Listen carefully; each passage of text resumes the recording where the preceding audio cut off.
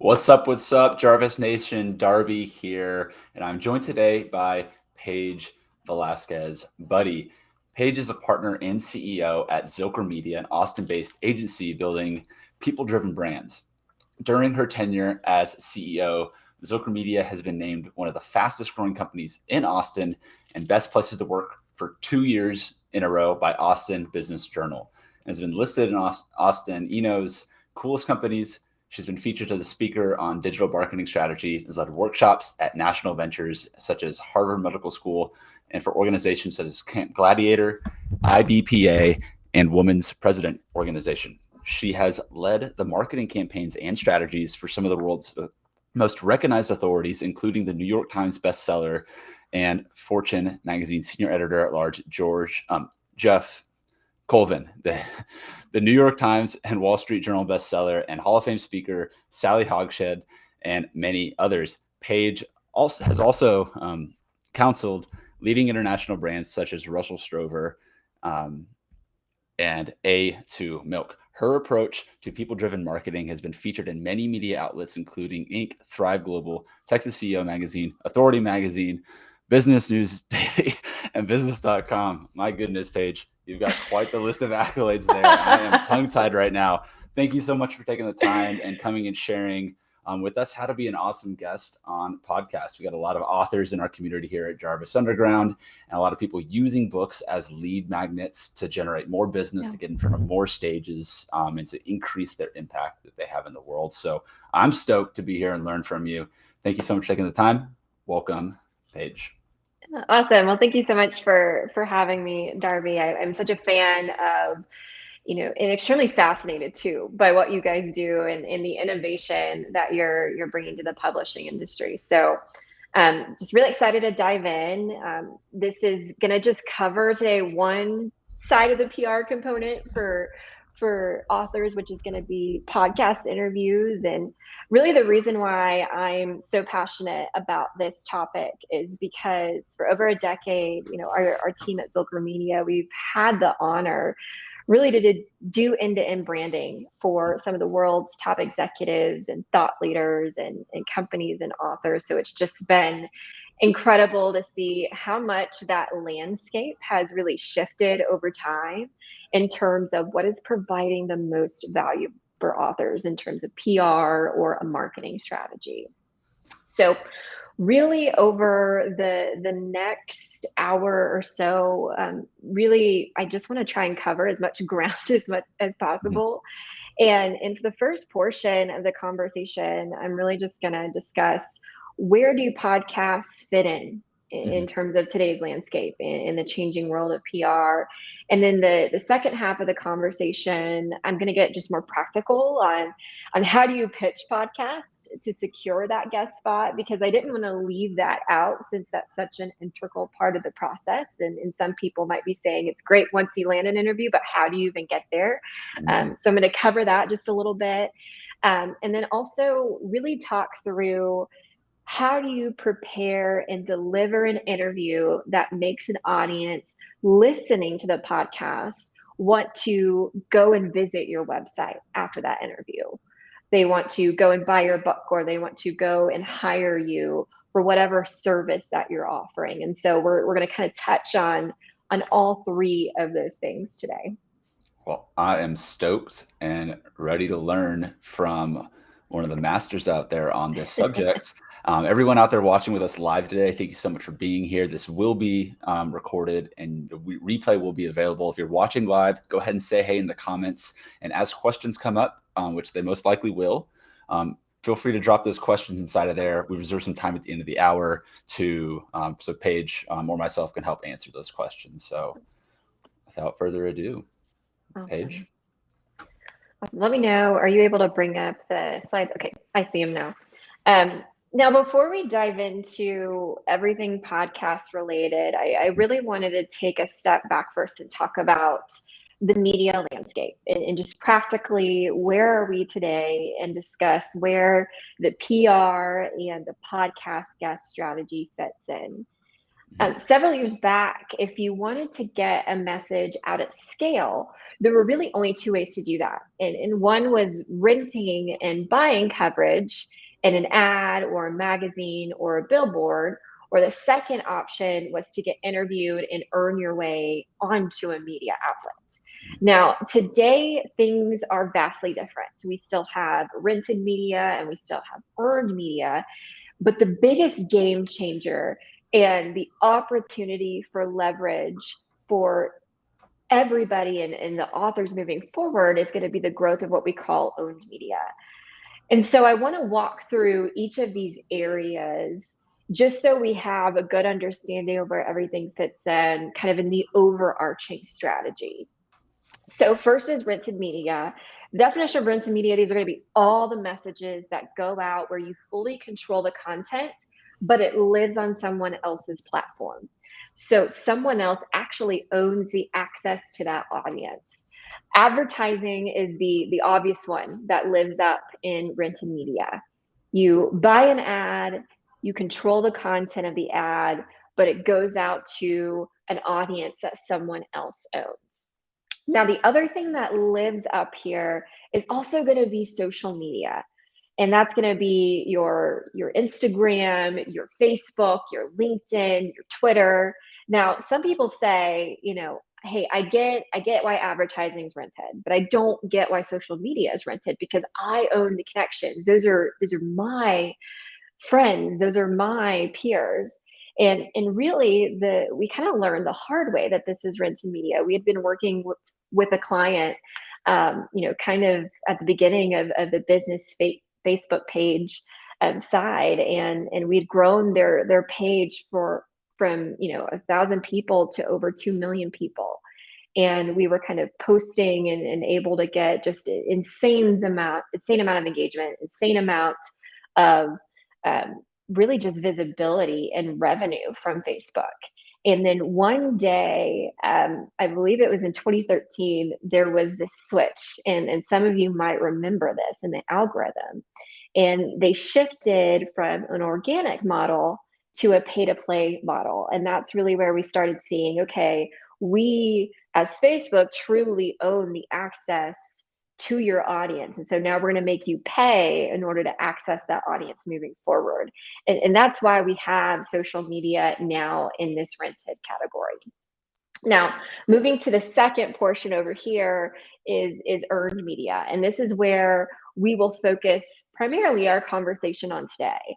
The definition of earned media is being invited onto someone else's stage or platform to deliver your message, which is just giving the audience the impression that you have earned that opportunity.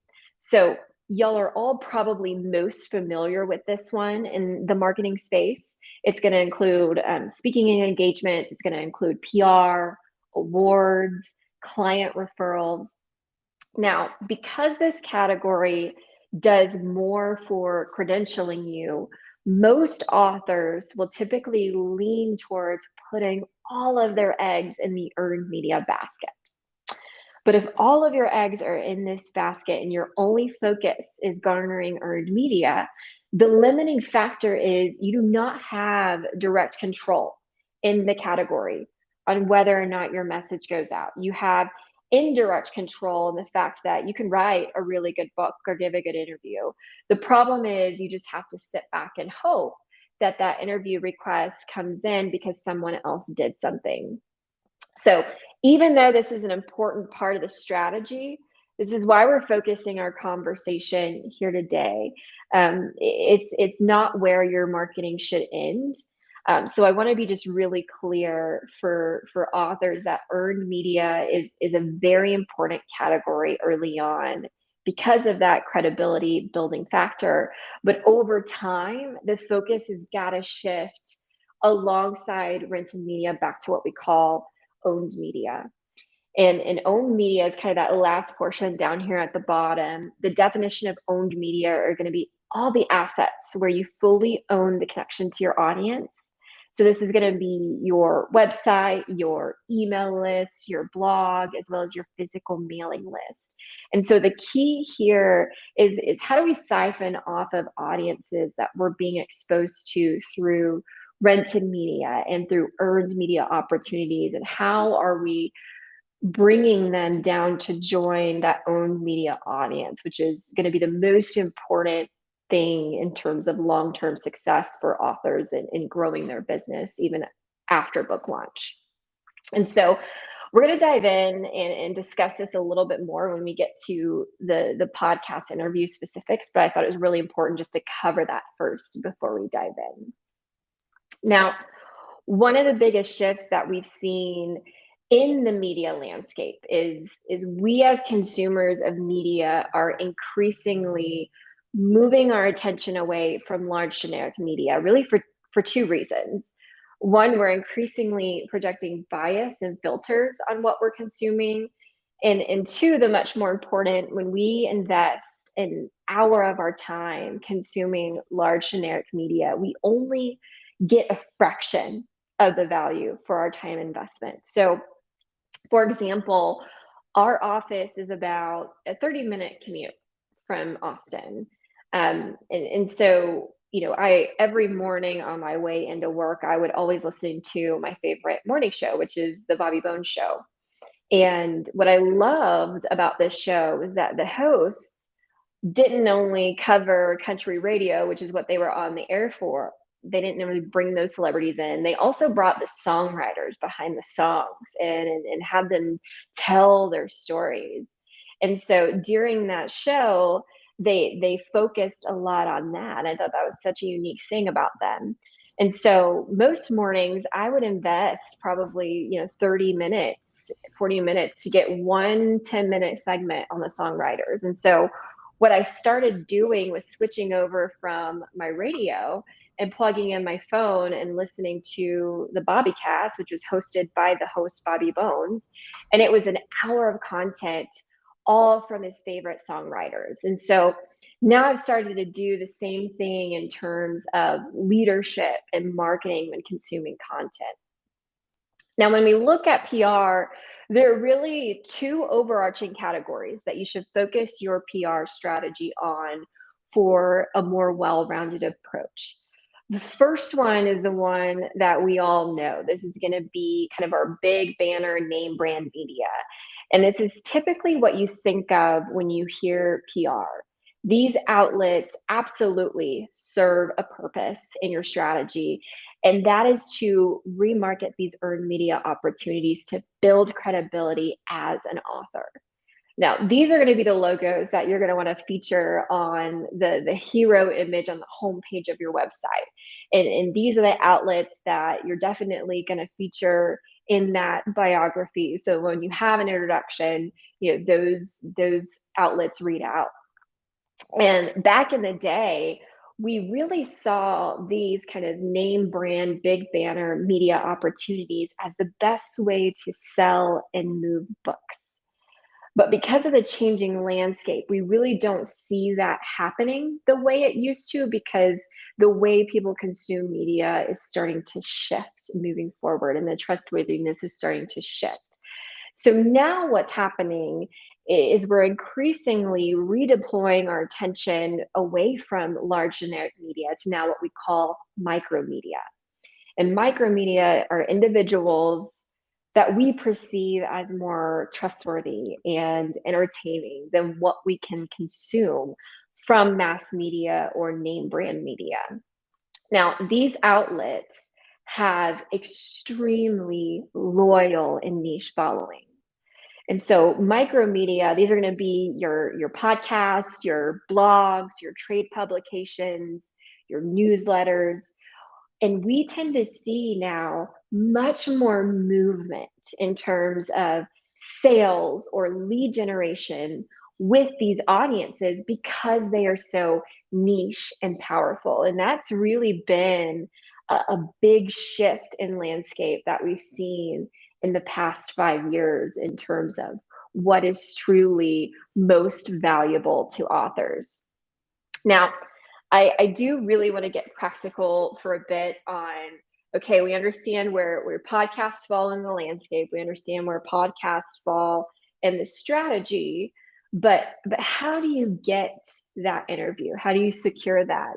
Some of you might be thinking, okay, it's great to learn right now how to be a great podcast guest, but how can I even get on a show to begin with? And so up here on this slide is kind of a formula that you can use to help craft your email outreach or your pitch to the podcast you'd like to be featured on. So if you're someone who is taking notes, or you feel free to screenshot this, or feel free to take a photo of this. I've also shared these slides with Darby and Zachariah, so they'll definitely share this as well.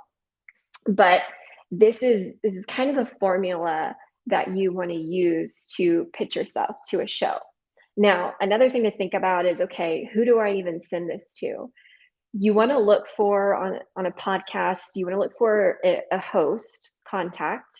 You also want to look for a producer contact. So if they have both listed, you want to pitch the producer first.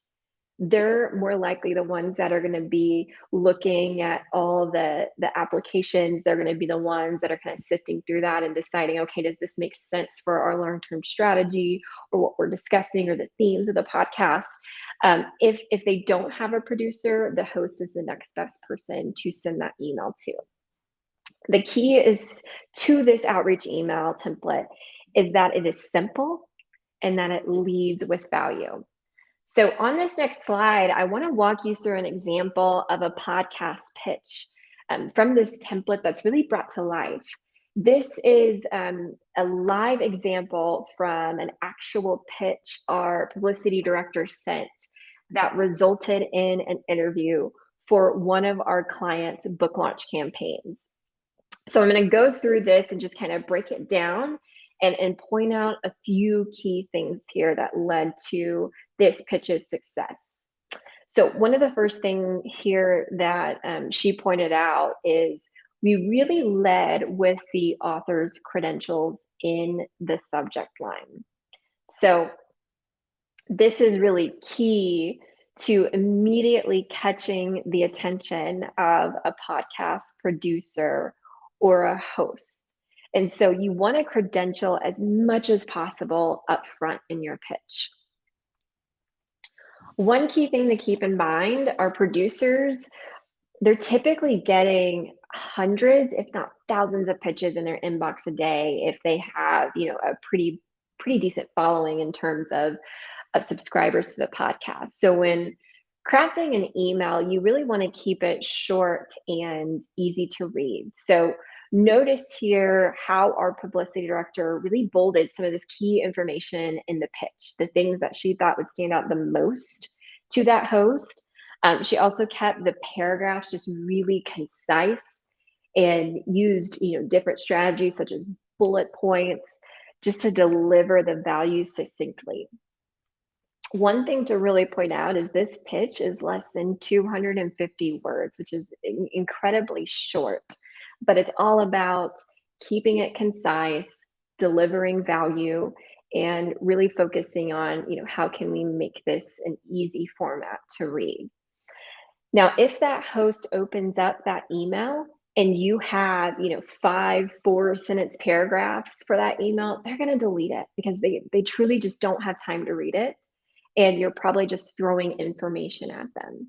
You really want to avoid giving that producer or that host a reason to delete your email. So keep it clear, keep it value driven, do your research on the podcast and really understand what's going to be most appealing to them in terms of conversation and talking points that you're sharing with them to really have it be concise and value driven. Now, at the end of the pitch, one thing I also wanted to point out that our publicity director did is she used bullet points just to clearly lay out potential conversation areas that would create an interesting conversation for that show. And so you have to ensure that you are customizing these for each show. So we always recommend that you at least listen to one episode, if not two, to really get a feel for what's going to be most valuable based on the topics that they're covering, based on the interview style that that host has as well. And now that we've walked through kind of what that live pitch example looks like, that secured an interview, I want to touch on really quickly what you should absolutely avoid in your pitch to podcasters. I think that's just as important as what you should do. You really don't want to come across as overly promotional with a bunch of jargon. And that's the mistake that we see most. Really watch your language to ensure you're not using overused words, and really focus on credentialing and delivering value. So this list here on the screen that I have is the most overused words in press releases from 2021. And I kind of laugh just when looking at these, because I feel like there's some of those that we've heard a lot this year, especially unprecedented. Other ones that we kind of see a lot are thrilled and cutting edge. We want to avoid using those as much as possible. Those don't make you stand out. You really want to lead with factual credentialing as much as possible. Yeah, but the unprecedented got really annoying really fast. We kind of put that on our agency's do not use in any marketing material list. We have a quick question before we continue on here regarding to Yeah. pitching the podcast. From Linda asks, just wondering how you'd pitch a podcast when you have to use a contact form on their website rather than sending an email. Any tips there? Yeah. I would do as much investigating as possible to try and find an email that you can directly use for your outreach. That's obviously going to be the best way to stand apart. But there definitely are some that say, okay, this is the only way you can submit. Typically, in an email, or in a contact form, what I would do is you kind of have the demographic information that you fill out with your name and contact information. And then you have an area to share a little bit more of why you think you'd be a fit for the show. And so that's when I would do kind of a one-liner, a one sentence, that's kind of your subject line. And then I would craft kind of the same exact pitch that we talked about, especially this template kind of going back here. I would use this exact template within that contact form. And we've definitely pitched on contact forms. Another thing that you can do that we always recommend our clients to do, and our brand strategy team does a really good job at, is not only pitching, but also on the rent and media side. So your social media channels, especially Twitter, because it's a relationship building platform. Reach out and start organically building a relationship with that podcast producer or that podcast host. Mm-hmm. That's so important when it comes to, you want to have kind of that warm introduction before you just start pitching yourself. And so if you can start following them, if you could start, even sharing some of the episodes and, retweeting and commenting what you found most insightful. Podcast producers, and this is the same for any type of media you're pitching, but podcast producers, they get, especially for bigger shows, hundreds and thousands of pitches in their inbox a day, or their submission forms a day. But they're not getting thought leaders, authors that are organically interacting with them on Twitter and receiving that direct notification to their phone. And so it's kind of a two-way street in terms of some of these strategies working together, but you can absolutely pitch over, we definitely submitted over a contact form, but as much as you can, do your research and try to find an email. Yeah. It sounds like the only real difference with the contact form is just keeping that subject line, the hook, just right. the first line if it's not. Yeah, absolutely. Any other questions? Not yet. Okay. I think we're good to keep going. Perfect. Now, once you craft your pitch, and of course, avoiding all the jargon that we talked about, and you receive that email back that you have landed the interview, the big question is, how do you prepare yourself to be a great podcast guest. Now, there are really three areas to focus on to truly be a good podcast guest. And the first one is going to be kind of more of that pre-interview stage. The second area we're going to focus on is the actual podcast interview. And then the third is the post-interview follow-up. So during the pre-interview stage, there are a few things to really check off your list to prepare you for the interview. Now, the biggest shift that we have seen in podcast interviews, especially after the pandemic and during the pandemic, and truly what I want to warn all of you about is to be prepared for video. So many podcasts, which you have thought, okay, that's probably audio only, they've been moving to recording video in addition to audio. Now, one thing that you can do ahead of the interview is ask the host or producer, hey, is this interview going to include video recording? Now, sometimes I've had this happen. I've hopped on a podcast where the host likes to have the video on during the interview, just simply so that you can look at each other during the conversation. Other times, podcasters, they really might just use a portion of the video just for promotional purposes, but the main long form content goes out on audio. And some of them release the whole video on YouTube and other social media platforms, and they're stripping the audio for podcast syndication. So always make sure your video ready. You have good lighting. Your background is appropriate. You don't want anything probably too busy in your background. You also don't want to be sitting, directly where there's light coming in from a window. And so one thing just to always do, no matter if they mention this or not, explicitly ask the producer ahead of time what to expect. Are they going to be recording the video? Are they going to want the video on during the interview so that you can be prepared, or else your face might look like the one that you see here on the screen when you realize that they're actually recording the video. And, I can speak from personal experience. It's happened to me when I did an interview during COVID, and I didn't quite have my hair or my makeup the way I wanted to, and now that video lives on forever. And so you really want to avoid having this kind of face whenever you log on and realize, oh no, this is going to be recorded.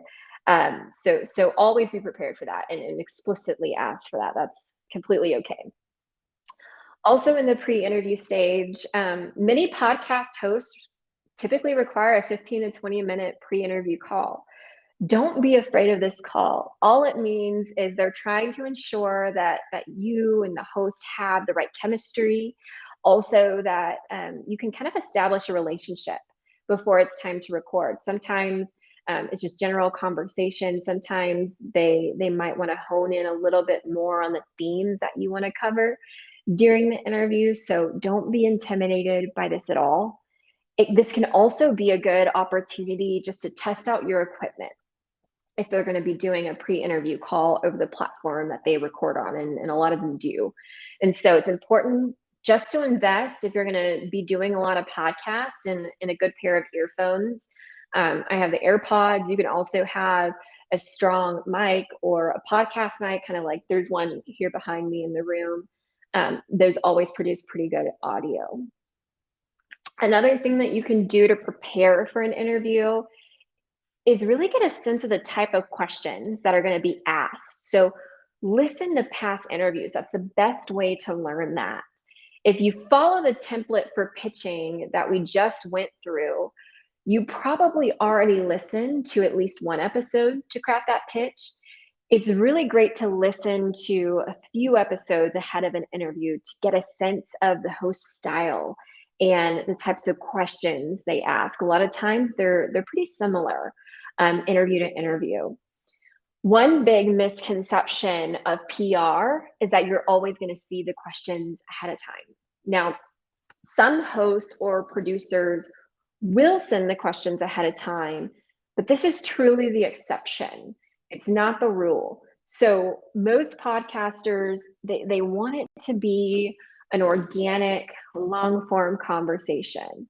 So you should never ask for the questions if they're not offered up to you from the host. Now, the last thing to do ahead of the interview is to get a backup number from the host or from the producer, just in case your dial in or just in case the Zoom or whatever platform you're working off of doesn't work, or the internet goes out in the middle of the interview. It's always great to have that. It's also helpful to give them your cell phone number in case there's any issues connecting. You can always reach out to each other directly and avoid having to reschedule due to tech issues. So this happens so often now, and it really just saves the interview and shows you're a true professional if you go in with a plan B. One thing that I've ran into was having a pair of headphones die Mm-hmm. mid and had to scramble for where's a backup that I can plug in or something, like in the Yeah, case of the wireless ones, right? So yeah, I try to always keep a extra set that I know I can just plug in. yeah. That is really smart. I've actually had that happen in an interview as well, and I obviously had to switch to my computer at that time because I didn't have extra headphones next to me, and that obviously, as you know, diminishes the audio quality. So that's another great area in terms of preparation. Now, when you kind of get to the interview portion of the podcast, there are really only a few things that you need to keep in mind because you've done so much prep ahead of time. This should be really the most fun and exciting and easy part of the process. Now, one thing to ensure is that you have all of your apps on your computer or your phone notifications, everything shut down. The last thing that you or that podcast host wants is a notification sound going off during the recorded conversation. So, one thing to help enhance the quality of your sound is to put yourself in what we call a soft room. And so, think of if you can find a room with certain surfaces like carpet or that has wall decor, furniture, anything that can absorb the sound. An area you don't want to be in is concrete, hard tile, glass walls. Those all tend to create an echo. So really focus on finding an area that can be your podcast, your soft room to avoid any of that. Most podcast interviews, they typically range 30 minutes to an hour, which is truly categorized as long form content. So you want to do everything you can to keep up the energy during this time. So we recommend for a lot of our clients that you smile during the interview. Even if it's audio only, this impacts the tone and it impacts the energy that you have throughout the interview. Some of our clients also like to stand up if it makes sense. I've seen a lot of presenters, especially virtually, they want to stand up because that helps keep the energy up. So, whatever you have to do during this long form content to keep your energy up, make sure you're doing that. Now, I'm going to get to the most important part now, which is at the end of the interview. The most important thing to remember is to plan and deliver an interesting call to action. Remember at the very beginning, of this session, we talked about the media landscape and really getting a podcast interview is great, but the long-term value is to drive these listeners that you've been exposed to back to what we call that owned media audience. So that's going to be your website. That's going to be having them sign up for your email list. Then you have the opportunity to nurture them into buying a book. A lot of times they're not going to be ready for that immediate conversion. So you have to think, how can I get them in my email list and extend that interaction over time? Podcast hosts, at the end of almost every interview, if not all interviews, ask the folks, typically, they say, hey, where can everybody go to learn more about you? So instead of just pointing people towards your website, towards your social media channels, towards your book, you want to point them towards that compelling call to action. So for example, promote a free downloadable, promote a quiz that will give the podcast listeners a compelling reason to go visit your website and truly join that email list to be added on to that owned audience. The call to action that we're seeing a lot of success in right now is pointing people towards a quiz on a website, which is going to be that interactive content. So instead of me giving you something that you think is valuable in the form of that free download, you give me something that I think is valuable, which is going to be free personalized feedback through that quiz or assessment. Now, this interactive thought really came to us several years back when we worked on a book with authors Katty Kay and Claire Shipman. It was called The Confidence Code. It was all about closing the confidence gap between men and women in the workplace. And so the authors, they had this idea that they wanted to partner with a research firm and create a quiz that individuals could come into their website, answer questions to determine how confident they were in the workplace. And then from there, what were the steps they could take to become more confident? So we got this quiz back and saw it was 55 questions long. And we said, oh my gosh, I don't know if this is going to work. This is such a long quiz. It's so in depth. But the authors really pushed for it. And we're so glad that they did, because there's now been over 200,000 people that have taken it over the past few years. And so what happens, and the reason why this was so successful and why their strategy was so integral, is at the end of every interview that they did, when they were tossed that softball question by the host of where can our audience go to find more information, instead of just saying, hey, our new book is out, go to Amazon to purchase it, or go to our website to find more, what they would say was, I'm sure a lot of your audience members are curious with how confident they are. We get this question so often that we've set up a free confidence quiz on our website. If you go to our website, you can take it there. And so the way you answer that softball question at the end of that interview for your podcast determines how many people are going to get up and leave that interview and go to your website to learn more and to sign up for your email list. And they may not be ready to actually buy your book yet, or reach out to you to hire you for whatever your service or your product might be, but they're pretty interested in, for example, how confident they are. And then over the course of taking that assessment or that quiz, once they land on your website, what's going to happen is you actually answer all the questions and get a response based on how you've answered those questions. So for example, in this scenario, it might be, it looks like you've got medium confidence. Don't worry about it. You know what? We started much lower confidence than you are right now.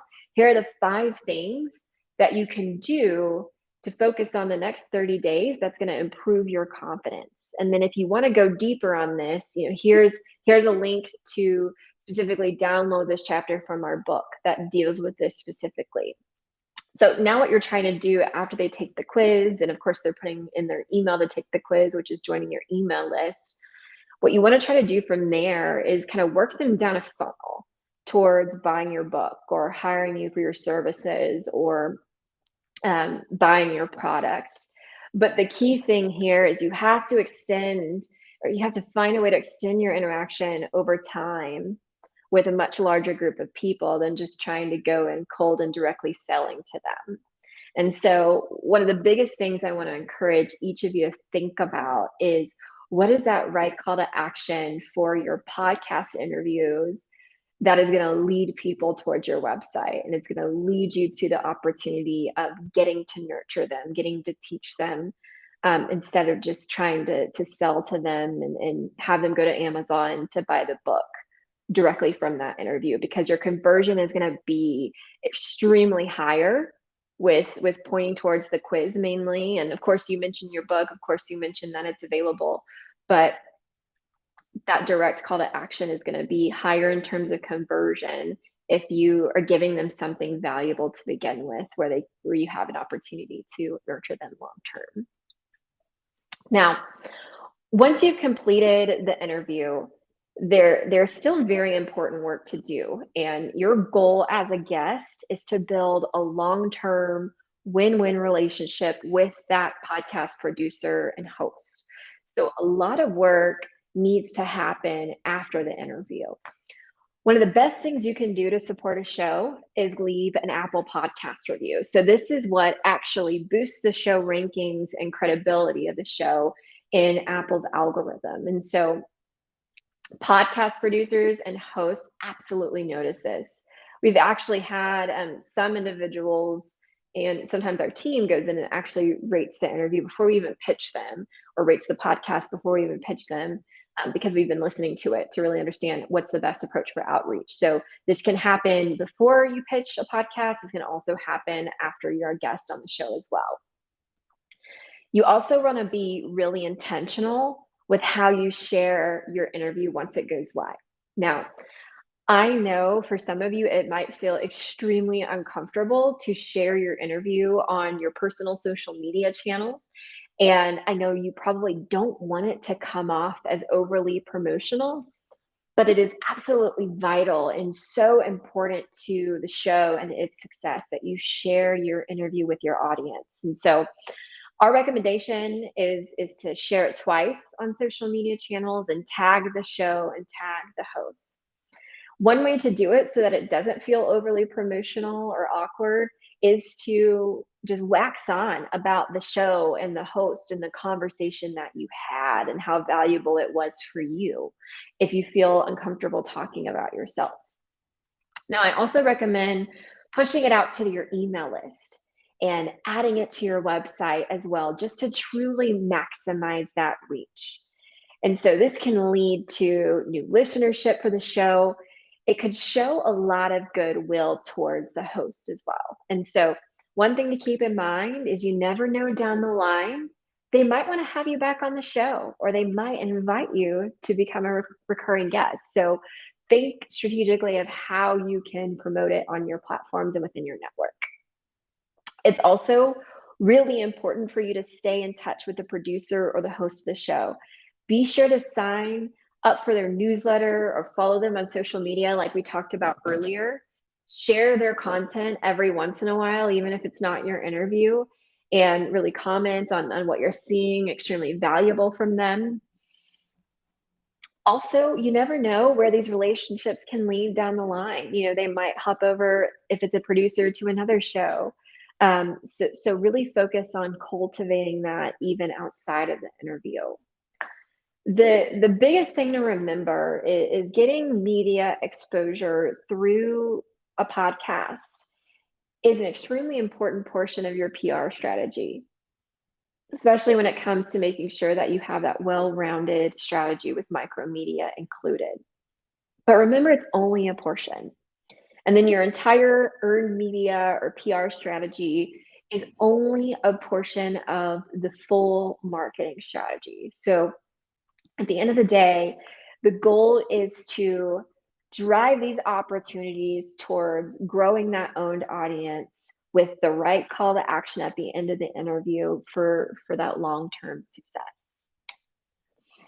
Now, I do want to take some time just to share with you all our new PR subscription offering, and this is something that is new for us. We're actually launching it before end of year, which is really exciting. It's an online program that was created by our PR team to help authors and thought leaders pitch themselves to high value podcasts. So this is a great way to garner your own PR coverage with the help of a PR team and the support of a PR team. This is a subscription-based service. It includes 2 emails a month, and they each feature 5 hand-picked podcasts for you to pitch. We actually have you put in just specific information that we need in order to curate this for you. This email also includes detailed contact information. So the producer, the host, exactly who to pitch, and then insider tips and background information on how to successfully pitch each producer. So our team has had relationships with these producers and these hosts for several years, and these are podcasts, that some of our clients have been on as well. And so just giving y'all that background information of how to specifically craft your pitch, and from there how to deliver something that's going to be a win. And so we'll be launching this service soon. Please email me, which I'm going to put up here in a minute, if you would like to get on our wait list. So we are curating that right now. We're also offering the first month free when you sign up for a 3-month and a 6-month subscription. One thing I'm also doing is giving you all a download from the Podcast Guest Insider program that outlines a podcast guest checklist. So a lot of those details that we went over and we covered today. Darby, Zachariah, they both have that, and they're going to be sending that out. And you guys are the first group to see this. And so excited to share that with you specifically. I also have our website here, zilkermedia.com. You can actually take the quiz to see where your brand is in terms of that media landscape right now.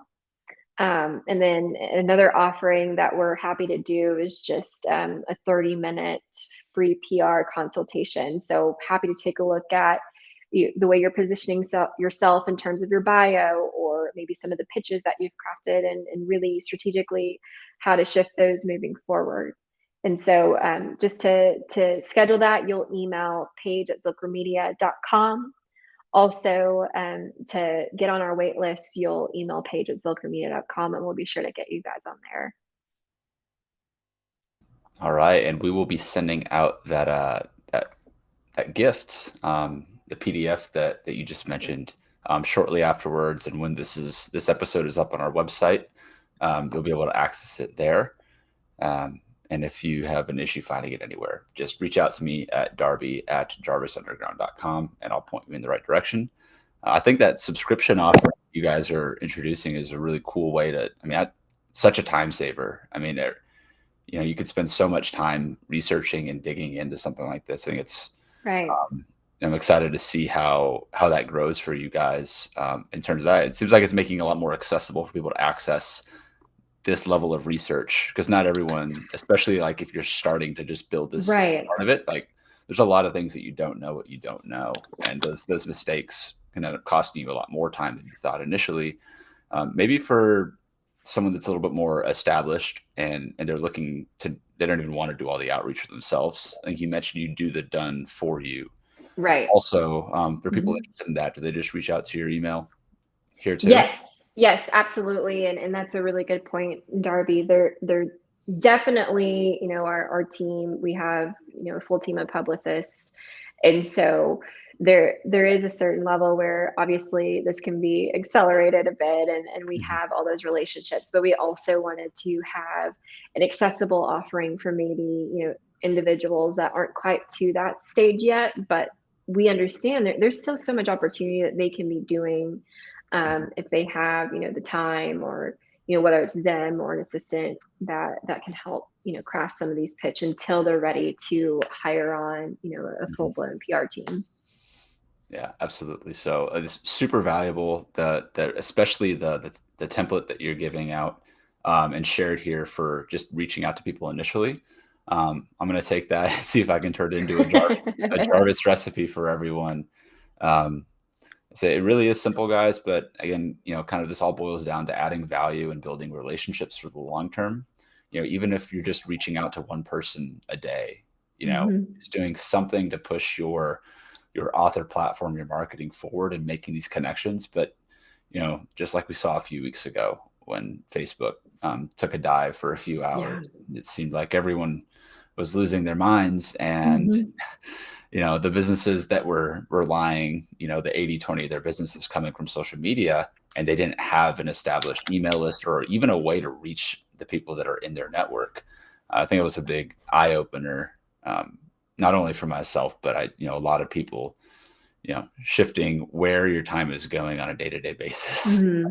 Absolutely, and even just looking at, 2020 and COVID, businesses and individuals that relied on live events, Yeah. even, having to make that shift and, needing so much of that time to have an email list and have the ability to go directly.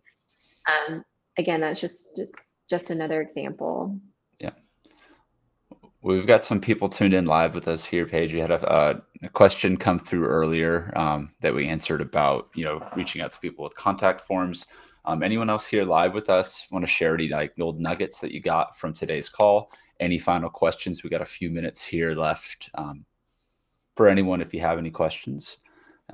If not, this will be recorded. We will be, chopping it up into our own little bite-sized pieces to put out there as well, and you guys will be able to access the freebies that Paige mentioned here very shortly when we get them out to you. Cool. All right. Let's see what we got here. Let me see. Great info we've got. I wish I had this before my first guest session on a podcast about a month ago. Definitely apply your tips to the future. Thanks. Awesome. Yeah, let us know how it goes. And Yeah. please email Paige at zilkermedia.com. Yes, I would love to hear that. And too, if there's anything else, that y'all think of in terms of preparation, would love to add that to our checklist. So we got, someone else who jumped off late, no questions, but great content. Can't wait to rewatch. Awesome. Well, thank you. Thank you for jumping on with us late. I think just when we were talking about reaching out earlier to guests on, what was it, like looking at building relationships on Twitter, right? Yes. Reaching with people in different spots. When you're doing your research, often, especially like on LinkedIn, can be a real, place to kind of like feel kind of spammy, I guess, when you're jumping in on people's DMs, right? So Yeah. you be aware of like you're invading someone else's inbox. So lead with value and build that relationship, but you're doing it. But you might notice that someone on Twitter has, like, let's say you're going after a big fish in the podcast game and they've got 200,000 followers on Twitter, right? They're probably getting hit up all the time there as well. I've just seen this in my own outreach experience and jumping over to maybe a platform like Instagram. They might have like a few hundred followers. Like, you'd be really surprised at how the difference in where some of the the influencers, the thought leaders in your space have larger followings on some platforms, and then like they might have almost no following on other platforms. And even if it's just a matter of getting their attention there, just kind of keep that in mind, that it doesn't, hitting them from different platforms to different all corners of the internet is only going to help you stay on their radar more. Right. And even too with email outreach, one thing our team does, and one thing we also encourage clients to do, and I've heard so many testimonials of how great this works, is those relationships that you're cultivating even before you pitch them, and you might do this strategically for a couple of months, is just emailing that podcast host or that podcast producer and saying, hey, I found so much value from that interview and that conversation. I just wanted to let you know, here are key things that I took away and I applied. And they don't hear that enough. And that's true for journalists. If you're pitching digital media or print media, I mean, they just get inundated with feature me, feature me, feature me, versus it's great to hear some, like, you love to hear when you're doing a good job. You love to hear when you're doing something valuable. So kind of keep that same mindset in the relationship building and the value proposition that you want to receive. And so cultivating that relationship, even via email, if that's the best place, on just saying, hey, I found this so valuable and I just really appreciate the interviews you're doing and the guests that you're bringing on. And then obviously when there's an opportunity, you definitely bring that to light. That's a great point. And someone, a mentor of mine, described it as, if you want to open up conversations with someone, talk about their baby picture, Right. Yep. Everyone wants to talk about their baby picture. Oh, Yeah. is this your baby? What a beautiful baby. Yeah. Tell me about your baby. Everyone's going to talk about their baby, right? But Uh-huh. if you know that your podcast host is a fan of Mustangs and has like a car collection, or they're really into NFTs, since we're Yeah. talking about those nowadays. Just having conversations at that level, in other areas, and getting them to just talk about what interests them. Like you said, people don't ask that as much, and so Right. even if it's just small, you know opening questions, just to pique Yeah. someone's interest, enough to get the conversation started. Yeah. Absolutely. All right. Well, don't see any more comments coming in here, so I think we're good to go, to wrap up. Awesome. Uh, Paige, thank you so much, for that. Was a waterfall of great, great, great tips for anyone getting into the podcast game and wanting to use it to grow their authorship platform. Anyone that's already been in the podcasting game or has a book or multiple books, wants to get their books featured more. At the end of the day, these are all aspects of your marketing. You really want to own your customer, or your relationship, right? You want to own your website, you want to own your email, and you want to work with people like you who can help get people onto those podcast services. So, like we showed here, guys, you can go find Paige at zilkermedia.com. Email her there. We'll be sending out some freebies that she put together for us. Any final words before we sign off here, Paige? No, just for anybody that needs, a sounding board, more than happy to jump on a call and walk through some of that and point you in the right direction. And two, I love what you guys are doing. So I just appreciate, you bringing me on just to be part of the conversation and looking, kind of forward thinking of what is publishing and what does writing a book look like. And I'm so fascinated by it all. Awesome. Well, thank you so much. We are going to sign off now. Thank you, Linda, and everyone else signing on with Thank you, us. Linda. We'll see you shortly.